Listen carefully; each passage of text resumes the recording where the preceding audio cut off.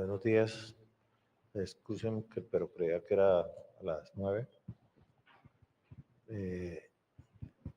Y bueno, hoy estamos en un día un poco fatídico para el mundo. 2 aniversarios,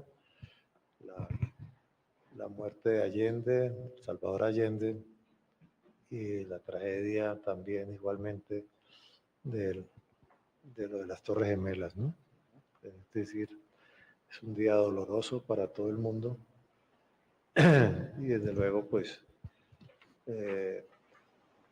por supuesto, de hablar de los dolores de la violencia que hoy tiene Colombia, es también, pues, en medio de estas conmemoraciones, digamos, puede tener también otra significación.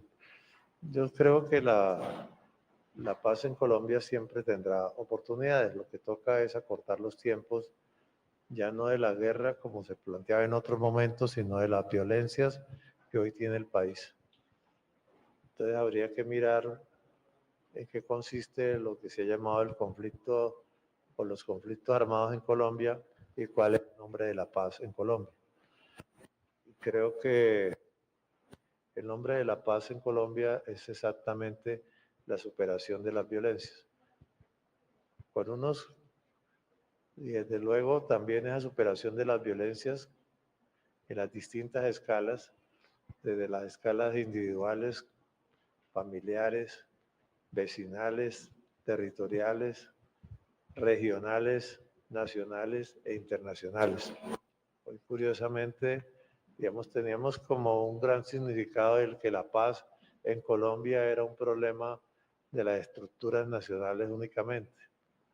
Digamos, de la foto que teníamos de la paz del 2016 era la foto del presidente firmando la paz con un grupo armado en ese momento muy importante que eran las FARC. En Cuba, bajo la generosidad que tuvo en ese momento Cuba de albergar, digamos, esas conversaciones. Y ese es lo que se nos quedó en la cabeza, como el nombre de la paz o como la imagen de la paz. Hoy, la paz en Colombia está atravesada por muchos elementos, digamos, por muchos factores que incluso nos obligan a pensar todo el contexto internacional. Ya no podemos evitar pensar lo que está pasando en nuestras fronteras colombianas.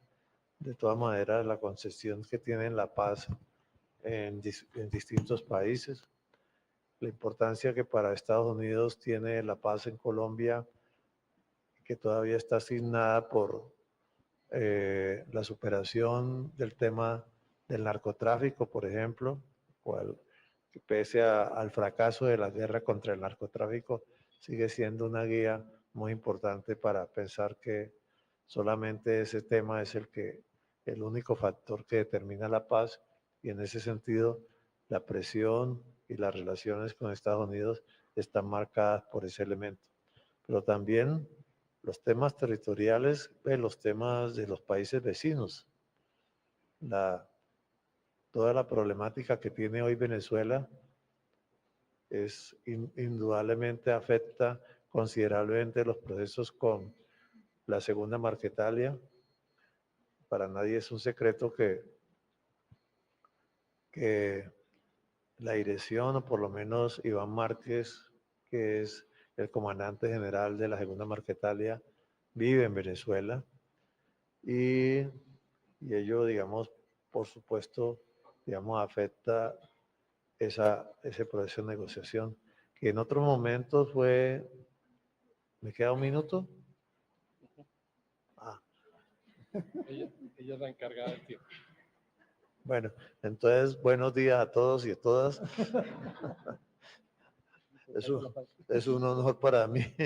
La paz es muy importante. Y entonces, bueno, muchas gracias.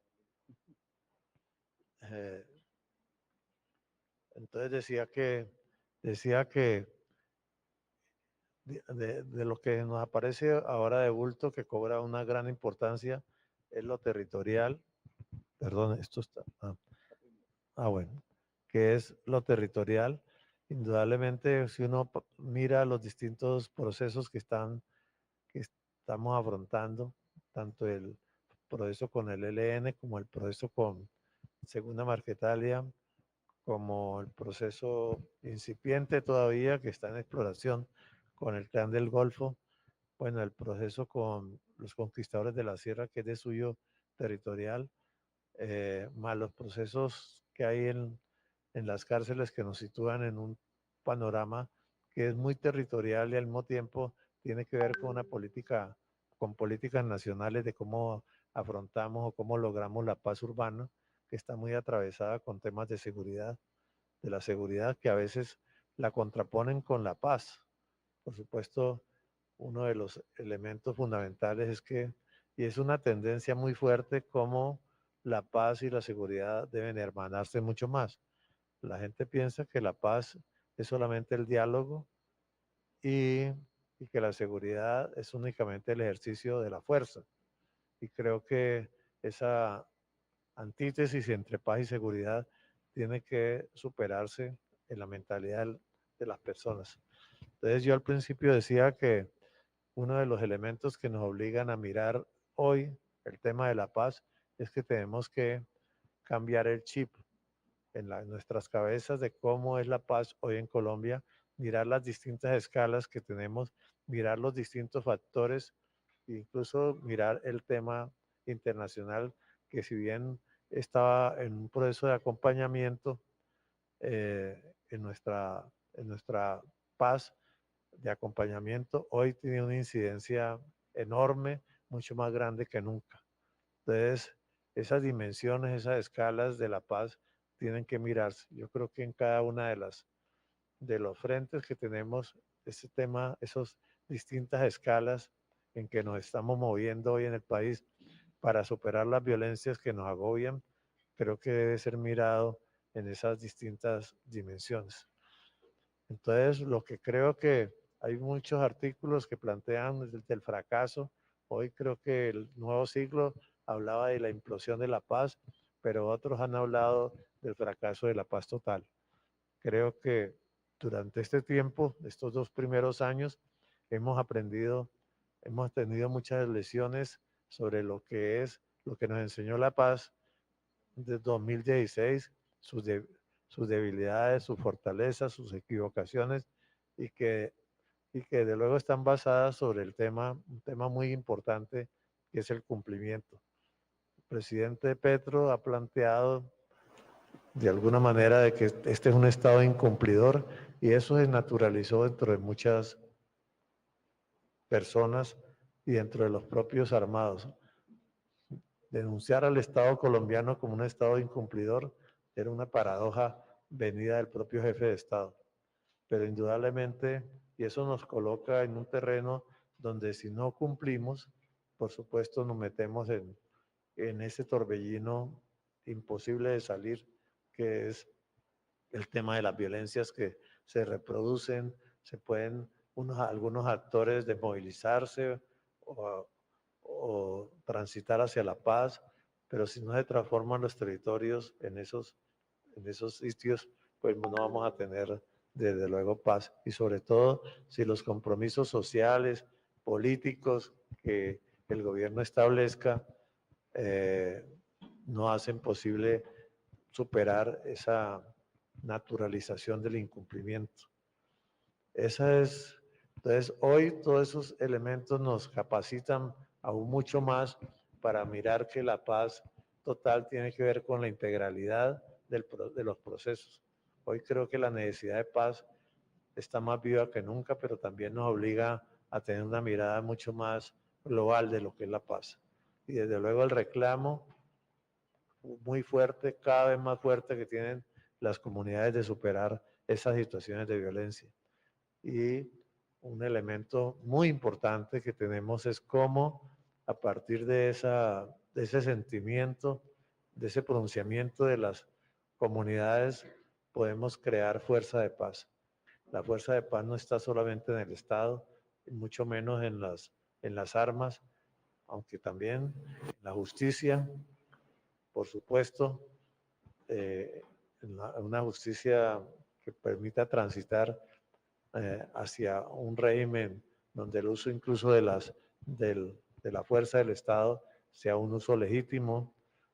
Todos estos elementos tienen que conjugarse, es decir, no podemos tener una visión simplista de la paz como la firma de un documento que cuando llega otro gobernante simplemente decide volverlo triza o medio cumplirlo a duras penas, lo cual se genera nuevas insatisfacciones. Entonces, todos estos elementos de mirar la paz con un sentido más global y con un sentido histórico también nos pone en una situación muy, muy complicada, muy difícil, pero apasionante, interesante y desde luego que nos pone, digamos, en el desafío donde la paz muestra que la paz sí es cumplible. Es decir, lo que puede haber fracasado es una mirada detenida en el tiempo de hace 8 años. En 8 años han transcurrido muchas cosas. En estos 8 años, del 16 al 24, han transcurrido cosas que han cambiado el mundo, que han cambiado a Colombia y a veces no las vemos todavía. La mente se queda estancada en lo que vivimos hasta el 2016. Bueno, hasta ahí para poder respetar, digamos, el tiempo. Muchísimas gracias.